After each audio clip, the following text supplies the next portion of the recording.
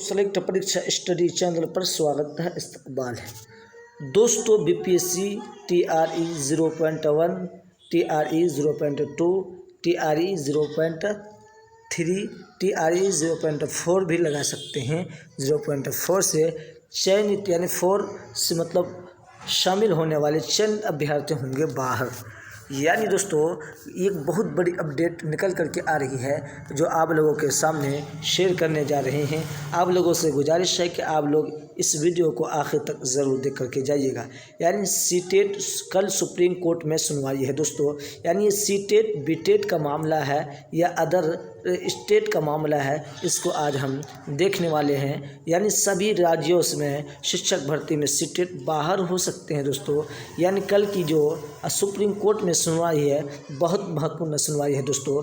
यानी मामला ये है कि सीटेट का जो मामला है, सीटेट ये सेंट्रल लेवल का होता है और बीटेट या इसी तरीके से यूपी टेट राजस्थान में रीट अलग अलग टेट अलग अलग स्टेट जो करवाते हैं अलग अलग अपने राज्य के लिए कराते हैं। लेकिन ये मामला चले गया है सुप्रीम कोर्ट में। कहा है कि सीटेट यानी बीटेट वाला ये यानी केस दायर किया है। बीटेट वाला का कहना है कि सीटेट वाला का अपने राज्य में वैलिड न किया जाए बल्कि बीटेट वाला ही हम लोग शामिल होंगे।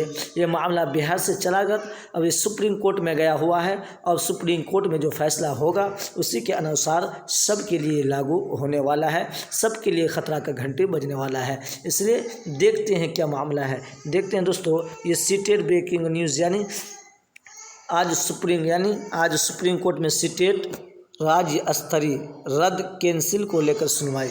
यानी कल 3 तारीख को सुनवाई है। यानी ये देखिए दोस्तों यहाँ लिखा हुआ है, यानी पटना हाई कोर्ट पहले ही TRE 1, TRE 2, TRE 3 की नियुक्ति सीटेट के हिसाब से अवैध बता चुका है। यानी सीटेट के हिसाब से पटना हाई कोर्ट अवैध यानी गलत बता चुका है।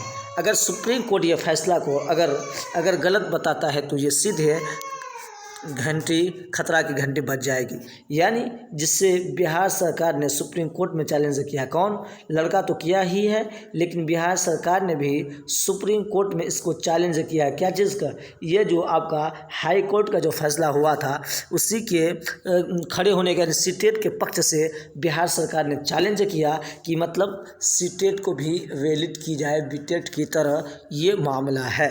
यानी सीटेट राज्य स्तरीय के विरोध में कपिल सिब्बल यानी सीटेट के विरोध में कौन ये रहेंगे? जज रहेंगे कपिल सिब्बल रहेंगे और गोपाल शंकर नारायण पक्ष रखेंगे। सीटेट के विरुद्ध यानी विरोध में कौन पक्ष रखेंगे? ये सिब्बल, कपिल सिब्बल जानते हैं बहुत बड़े वकील है। ये गोपाल शंकर ये भी बड़े वकील है। इसको क्या यानी सीटेट के विरुद्ध में इसको पक्ष रखने के रखा गया है। और सीटेट अभ्यर्थी के पक्ष में कौन रखेंगे? सीटेट अभ्यर्थी के पक्ष में ये रखेंगे मीनाक्षी अरोरा और रखेंगे अपना पक्ष रखेंगे कौन? मीनाक्षी अरोरा अपना पक्ष रखेंगे। वही सीटेट पास अभ्यर्थियों की तरफ से मीनाक्षी अरोरा अपना पक्ष रखेंगे। सभी राज्यों में केवल टेट मान्य होना चाहिए, सीटेट नहीं।